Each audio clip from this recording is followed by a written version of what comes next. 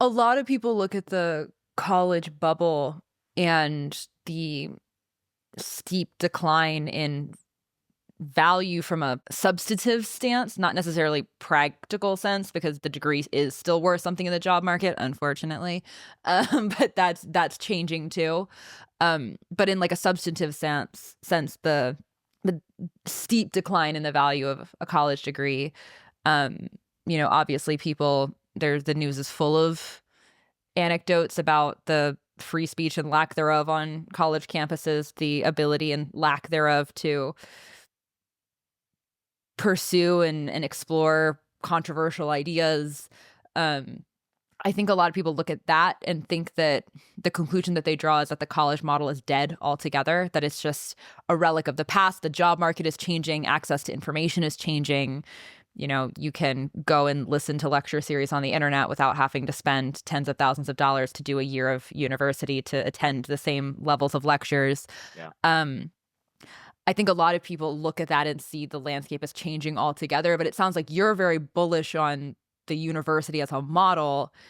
It's more like you see the problem as being more the execution of said model as opposed to the model itself. Is that an accurate representation?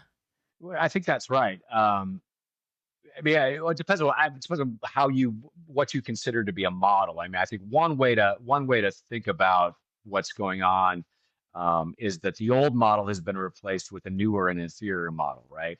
Um, so, but then there's also just the concept of a university as itself as a model. So I think that I don't think universities are going away.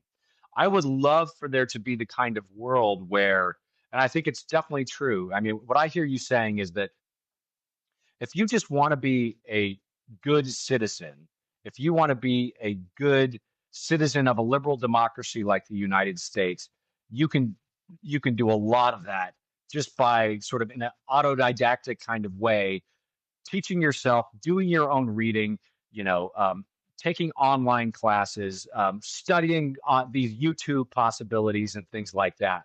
Um, the problem is that I don't. How do you get the certification out of that, right? How do you get the certification that leads you to success in the job market?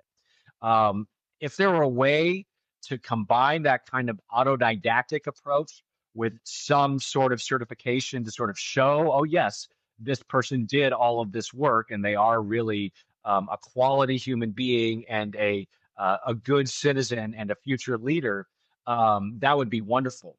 But I think you're still going to need the university to serve that certification process.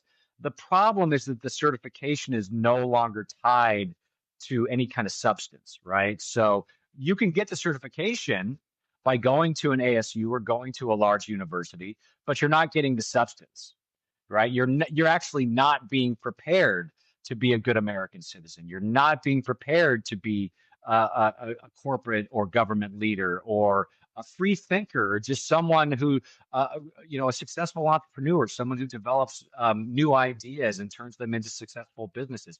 You're not getting that at the certification mills. So I still think the problem is how do you combine those two things? How do you create the good citizen and also provide evidence that the good citizen has been created?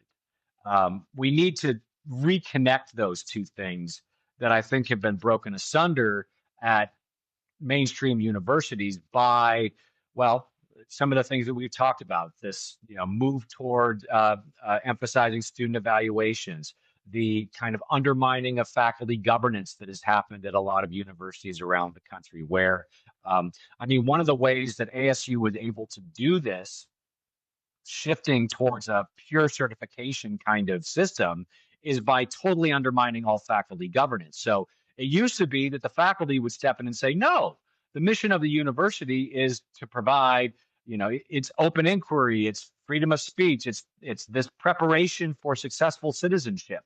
Well, the faculty governance role was undermined when the new president came in back in 2000, and so that's what allowed him to get away with a lot of stuff that he's gotten away with. The there's no longer a faculty presence that sort of stands their ground and says, no, we are not going to go for this. And actually, if anything, um, because of, again, to go back to the bad incentives, because um, so many professors are now incentivized to just go along with wherever the political winds are blowing, right? Whether that's in a DEI direction, whether that's in a critical theory kind of direction that tried to undermine these notions of freedom of speech and high standards, things like that. They go along with that. So it's not just that you don't have a faculty that is standing their ground and saying no, we're not going to go along with this. They actually end up promoting these bad ideas so that it really does become sort of a vicious circle where the administration is incentivizing bad ideas and the faculty members are researching bad ideas and publishing about bad ideas and then teaching bad ideas, and you end up with students who don't know how to read, don't know how to write, don't know how to solve problems, and who are utterly ill prepared for success in the real world.